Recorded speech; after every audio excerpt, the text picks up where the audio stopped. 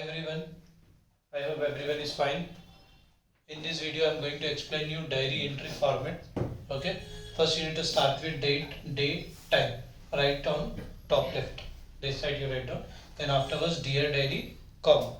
Okay, then here whatever the space is there, here you need to write the body of the diary entry, that is main content. It will be in that most of the time you will be writing what happened today.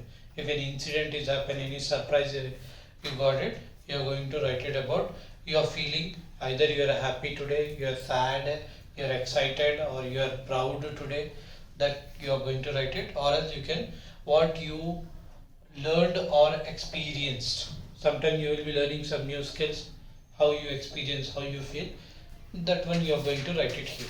Okay, then at last you are going to write good night, comma, and your name. That is, this is the format of diary entry. And the golden line, I want to say you that diary entry is your feeling on paper. So write honestly and simple. Don't overthink. Okay, don't go in too depth. What is happening around you, what happened with you today, just you focus on that and write simple and honestly. You are going to get the full marks. Thank you. I hope you have understand.